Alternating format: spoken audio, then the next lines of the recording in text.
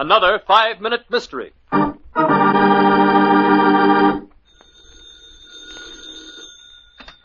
Hello, Coroner. This is Sheriff Slade. Oh, yes, Sheriff. What can I do for you? Seems there's been some excitement out at the X-Bar Dude Ranch. One of them dude vacations is dead as a coyote.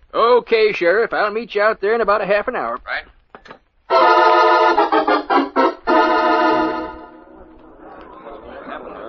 Well, here's the sheriff now. Hiya, Sheriff. Howdy, Dan. Having some trouble out here? Yeah, I reckon it's not going to be any too good for my business either. One of the guests up and got herself killed. Where's the body, Dan? All right in the house here. Fella named Vaughn Calder. That's her husband. It's inside with her. Oh. Hey, it's howdy, Mr. Calder. It's Sheriff Slade in the corner. How do you do, gentlemen? Hate to bother you like this, Mr. Caller. We'll just have to ask a couple of questions. Go right ahead, Sheriff. I'm rather broken up, but I'll try to be of some help. Vaughn, I just heard. I'm so terribly sorry. But maybe it's for the... Oh, I didn't know that. That's all right, Nora.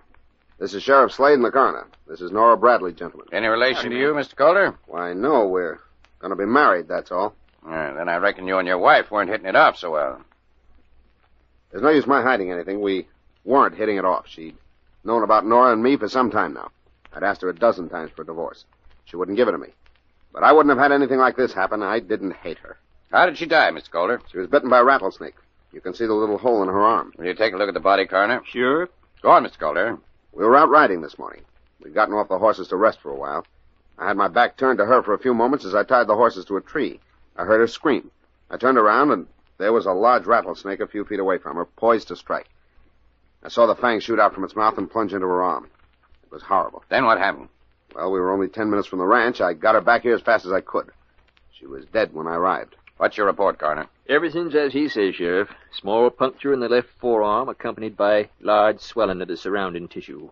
She died of rattlesnake poison, all right. But not by a rattlesnake. I don't get you, Sheriff. You've had a murder on your ranch. Vaughn Calder murdered his wife. Have you found the clues that led the sheriff to accuse Vaughn Calder of murder? The solution in a moment, but...